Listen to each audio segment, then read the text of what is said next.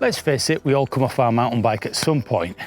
We're riding too fast, we get carried away, the trail is a little bit too much for us, lack of skills, tiredness, and other times it's just Mother Nature saying, what are you doing? Get down, it happens to everybody.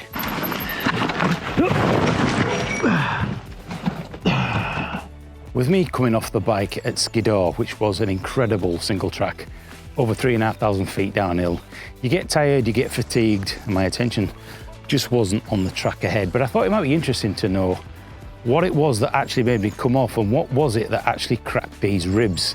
It wasn't the bike and it wasn't the trail, and I was wearing body armour, but there was one thing I think, from looking back at the footage, did the damage. So as I blast down that single track over Ullock Pike and Skiddaw, it was the trusty mobile phone that actually caused me the biggest injury. I didn't have any marks on the body, top to tail, barring a few little marks here where the D3 body shoulder protection dug in just a little bit. Barring that, not a scratch on me, literally not a scratch. But it was the trusty mobile phone that actually cracked and almost broke my ribs. Now, as I went over the bars, this actually, in this pocket, went under the ribs and it pushed up as my body weight landed on top of it. Extremely painful. I'm on a cocktail of drugs you wouldn't believe. Sneezing, going to the toilet, putting a t-shirt on, or even getting out of bed is almost like a premonition of what's to come in the next 30 odd years. So the question being is, why did I have this in that pocket? Well, if you're out on your own and a solo rider and you come off and you seriously hurt yourself, you need to be able to get to help quickly. Now, I almost called for mountain rescue, but I decided, you know what, suck it up, buttercup. Let's get ourselves down the mountain, and if we need it, then we'll call them. But that is why it was in this pocket. Now, if that was in the backpack, and I ended up laying on my back, how would you get help? There's not many riders about, very, very little walkers and hikers all over the place. So really, I don't know what the correct answer is.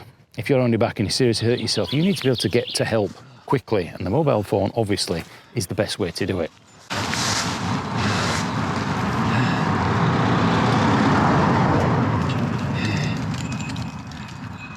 One of the things you'll find here on the channel is that I have a thing called a taggy star that actually goes on the side of the bike helmet. I've also got one on the bike frame. And it's a barcode that's got all your details on there, your contact information, family details, your doctor, any allergies or anything like that, so that if you're unconscious and somebody actually finds you, they can use a barcode scanner or Mountain Rescue can use it, and they've got all your details there. It's a really handy feature. There is a discount code here on the channel that you'll find in the description box below. I think they cost peanuts. They cost nothing, but it's a really valuable thing if you're going out as a solo rider like I do, so that I can find it and you can ride it. It's just something as a solo rider you really should be thinking about. You may have noticed on that video as well that when as I was lying there, I actually said, "Are you all right, Andy?" You're all right, Andy. Now, in hindsight, that's probably part of that first aid training that I actually had. And part of that was to try and calm down. Yep, I'd seriously hurt myself. I had trouble breathing. And I wasn't sure at that point whether any of the arms, the legs, or anything else was broken. So the first thing I can advise you if you come off your bike is just to breathe and try and calm down. This gives you a level head. At the time I was thinking, I've got to get Mountain Rescue out. I'm never going to make it through. But by the time I sat there for a while, took my time, got me adrenaline down, and then decided with a level head, could I get myself down to the bottom of the mountain and seek help there if I needed it, or did I need immediate help?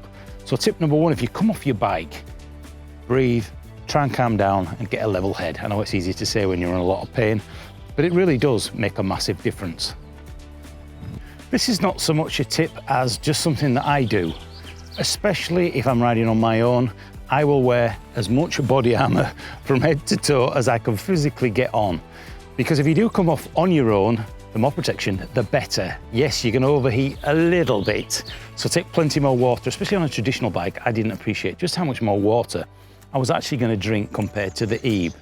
So it's the helmet, the goggles, the eye protection. I take a first aid pack with me, a basic first aid one, cuts, bruises, sprains, things like that, and some painkillers as well. I would rather have more protection on during the day when I'm out on my own than being super cool and just wearing an open face, a jacket and shorts. Now, when it comes to the open face, I think on that crash, that open face, the Fox Pro frame, saved my beautiful Hollywood smile. I know that that took a bit of a whack at the front, and also, obviously, it saved me with mips when I banged my head backwards and the bike landed on top of me. So open face, brilliant for summer, certainly for certain rides, but if you're going to do something like Skiddaw or Ings or Staveley or somewhere like that, I can't advise the full face enough. What does it matter if you get a little bit hot? It's better to save your face and get a serious injury. So think about protection when you go out there, especially when you're out on your own.